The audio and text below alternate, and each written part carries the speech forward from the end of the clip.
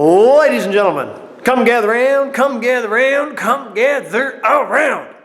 Today, we're doing solvents. More specifically, changing the pump on this joyous little solvent tank where, surprisingly, these pumps aren't meant for solvent. Not sure why they would do that to us. But through the wonders of Giggity Google, I found a website that sold these cool little pumps that are designed for solvent, so I figured this is going to be easy. Only it turned out to be not quite as easy because it doesn't exactly fit, and you're joining us already in progress. I've taken it apart. Let's go! The original pump fits over here on the side of the machine. It's got a little filter and a thing on here. It's got this little container. The pump sits in kind of like so, attached to the side, and has a little tubey tube that comes off to the side and goes to the squirterinator, which I have over here. I thought we'll just put this new one in, but this new one doesn't exactly fit. So in trying to figure out how to make this fit, I figured, you know what, it's going to be easier if I just move this to a completely different location. And that's what I'm going to do. So I picked up these. Home Depot has a translucent bucket where I could tell what my level of solvent is inside there because this thing is somewhat see-through. I also picked up whack of copper fittings and a pipe flange or floor flange or whatever you want to call them, and some crazy apparatus. So this is the model of the pump that I found online. It's about 150 bucks Canadian. I found a place on Amazon selling it used for like 50 or 60 bucks. So I bought that, and I'm not sure why it was returned. It doesn't look like it's ever been used. And while the pump is submersible, the wiring is not. This is pipe thread. I can add some sealer on here, thread it all on, and then have this hanging from the top of the bucket in the solvent, and should be good. Got to solder this together. This is about the right length.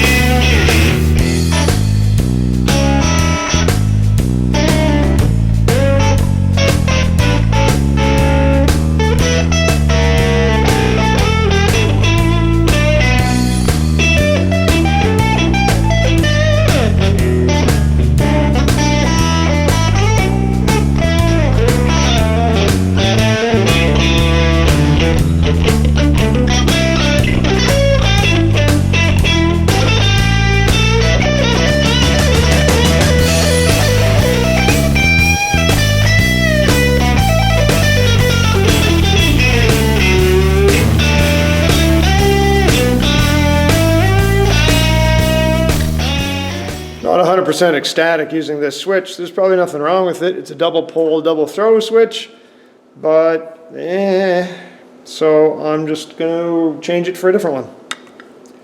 So I'm going to get the wires out of here somehow.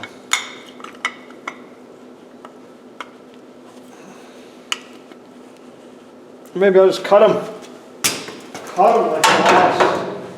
When you're taking the insulation off of these, bend it really, really tight and just push the knife into it, and the stress on the insulation will split it quite nicely, and it hopefully, unless you're disastrously aggressive, shouldn't nick the insulation of the wires inside. So, kind of cool. There we are. Let's do the same on this side, but maybe not quite as aggressively. Well, those aren't colors I'm expecting. Green I can see. Wonder which one's neutral.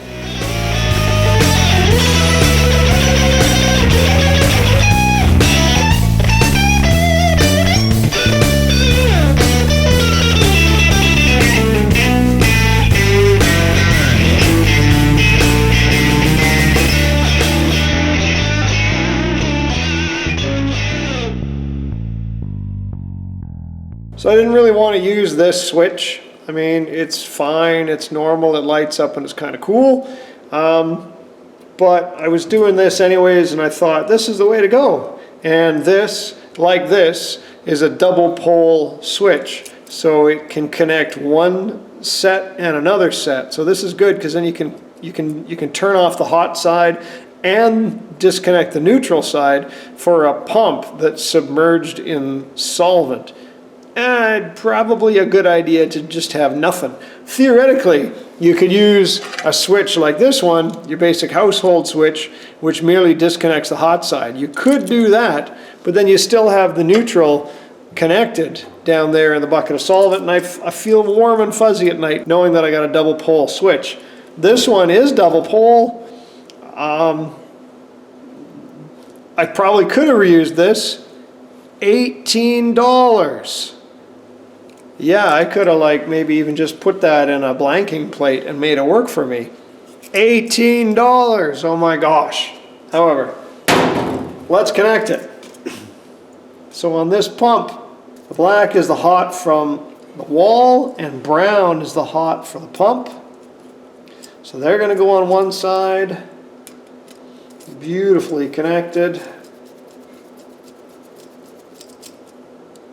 You don't want to be doing this while the wall socket is plugged in, or you do, just work faster. Whatever seems to work for you, I guess. So that goes in there.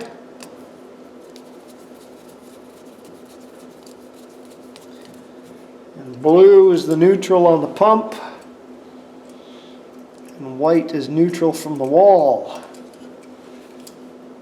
I don't know if this is up to code or not, but I'm sure it'll be fine. I've built worse. And then we want to make sure the switch is going back in the sexy way. And I can connect this all together. It's not a waterproof switch. Don't know if it matters. It is what it is. And I'm rolling with it because I can.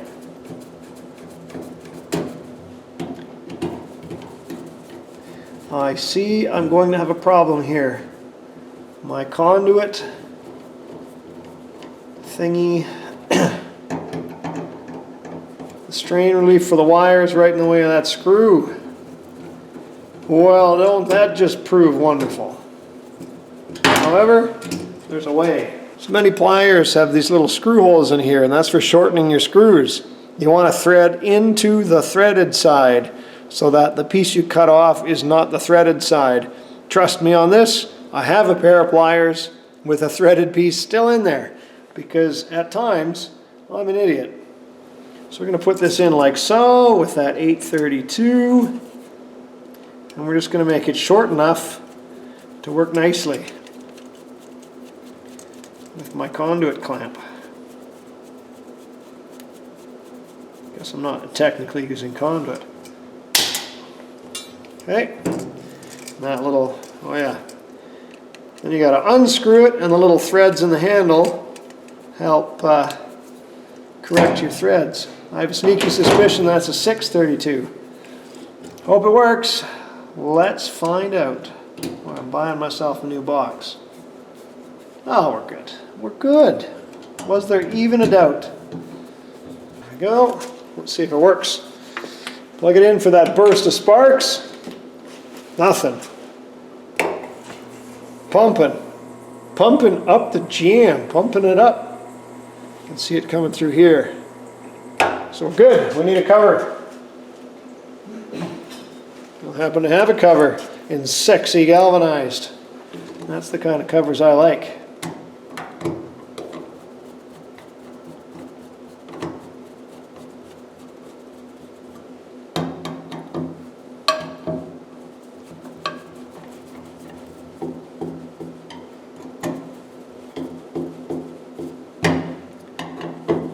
Alrighty, there we are.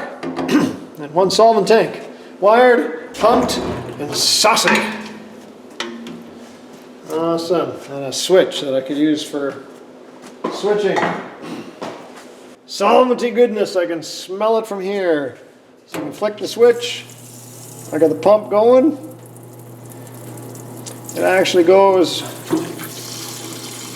it does fill faster than it drains, which is not exactly what I wanted, but who knows.